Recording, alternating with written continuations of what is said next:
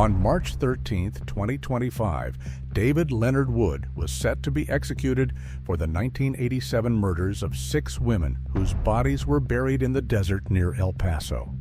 But just before it was supposed to happen, the Texas court stepped in and put everything on hold for one specific reason. Keep watching as we uncover the disturbing details of his crimes and why his execution was stopped at the last minute.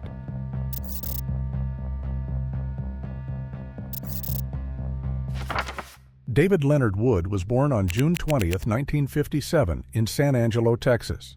He was the second of 4 children in what seemed like a privileged family. His father, Leo, had a high-paying job as an executive at the El Paso Electric Company, and the family moved into an upscale neighborhood. But behind closed doors, their home life was anything but stable. David's mother, Betty, struggled with mental illness, and her condition worsened over the years. She often fought with his father, and as tensions grew, discipline in the household turned violent. Every time David misbehaved, his father would beat him with a paddle. By the mid-1960s, Betty's condition had spiraled to the point where she was committed to a psychiatric hospital for 6 months. She underwent electroconvulsive therapy and was eventually sent home, but her mental health never fully recovered. Instead, she became addicted to the medications prescribed to help her. As his parents' marriage crumbled, David and his siblings were shuffled between relatives in Chaparral, New Mexico, and even spent time in foster care. Growing up, David was described as anxious and hyperactive. He struggled in school, had trouble focusing, and was even hospitalized for medical treatment. He fell so far behind that he had to repeat first grade. Later, his grades continued to plummet, and by the time he reached high school, he had repeated both 3rd and 9th grade. School no longer interested him, but that was not it.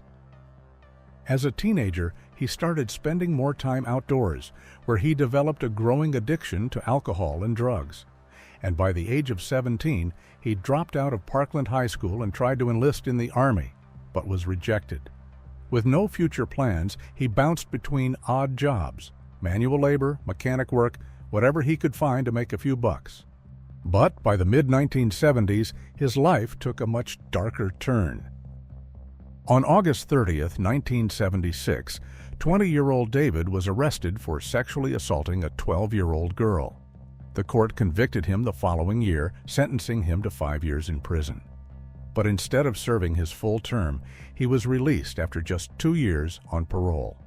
A decision that would prove to be a huge mistake, because less than 2 years later, he struck again.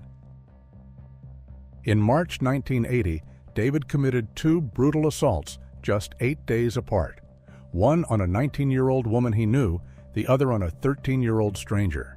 Justice was served as, this time, the courts handed down a 20-year prison sentence.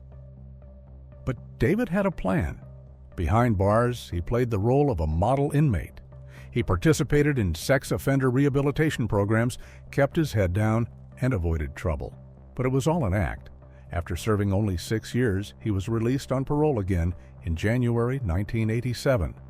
Can you believe that? 6 years instead of 20? He returned to El Paso, where he quickly settled into old habits. At first, it seemed like he was turning his life around. He got a job at a furniture store and picked up extra work as a mechanic and laborer. But at night, he haunted bars and strip clubs, drawn to places filled with young women. With his long hair, tattoos, and smooth-talking charm, David had no trouble attracting lots of admirers. Teenage girls and young women were drawn to him, some even viewing him as rebellious and exciting. One of them even moved in with him as a permanent girlfriend. But behind the facade of charisma and charm lurked something far more sinister. And within months of his release, young women in El Paso began disappearing. Between February and August of 1987, multiple young girls and women started vanishing in El Paso. The first was 14-year-old Marjorie Knox, who disappeared on Valentine's Day. She had traveled from Chaparral, New Mexico to El Paso for a party, but she never came home. And 3 weeks later, 13-year-old Melissa Alanis also went missing. Then the disappearances started happening closer together. At first, it seemed like a coincidence. A teenage girl who never came home, a young woman who vanished from a motel, a runaway who stopped calling. But as the weeks went by, police noticed a disturbing pattern. More and more young women were disappearing, and no one knew why. It began on June 7th, when 15-year-old Desiree Wheatley was last seen at a convenience store with a heavily tattooed man. And just 3 days later, 20-year-old Karen Baker vanished from the grounds of the Hawaiian Royale Motel. Then came the call that made investigators uneasy. 19-year-old Cheryl Lynn Vasquez Dismukes had gone out to buy cigarettes and never returned. A witness claimed she was last seen talking to a man in a pickup truck, but no one could name him. Then 17-year-old Angelica Frausto, a known runaway, disappeared on July 3rd after getting on a motorcycle with a friend. She had been working as a dancer at a bar that David was known to frequent. Then the disappearances crossed borders. In August, 24-year-old Rosa Maria Casio was last seen visiting her sister in Ciudad Juarez. She drove across the border to El Paso to buy postage stamps and was never seen again. Then, the next morning, her car was found abandoned, her personal belongings still inside. But the case that left police truly rattled was 14-year-old Dawn Marie Smith. She had run away from home after an argument with her parents.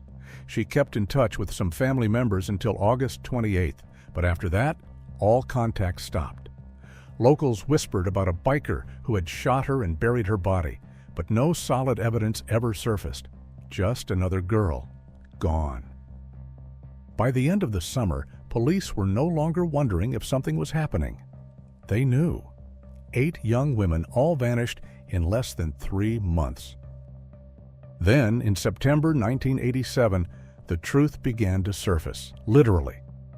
Workers clearing land in the desert northwest of the city stumbled upon a shallow grave, and what they found was just the beginning. As investigators searched the area, they uncovered more bodies, all in various stages of decomposition. Some had been strangled, others stabbed and assaulted. Some causes of death were never determined because the bodies were buried for too long. And that was not it, as 2 weeks later, investigators got a break from an unexpected witness. Judith Kelling Brown, a known drug addict and sex worker, came forward with a terrifying story. She claimed that in late July, she had gotten into a pickup truck with a man who promised her a ride home. Instead, he drove her deep into the desert, tied her up at gunpoint, and started digging a hole. He assaulted her, tried to strangle her, but ran off when he saw passers-by approaching. And when Judith thought it was over, it wasn't. He came for her again, dragging her to another part of the desert, once more holding her at gunpoint. But just like before, something scared him off. He fled, leaving her alive but terrified. When police showed her a lineup, she didn't hesitate. It was David. But the horror wasn't over. On October 20th, hikers stumbled upon 2 more shallow graves.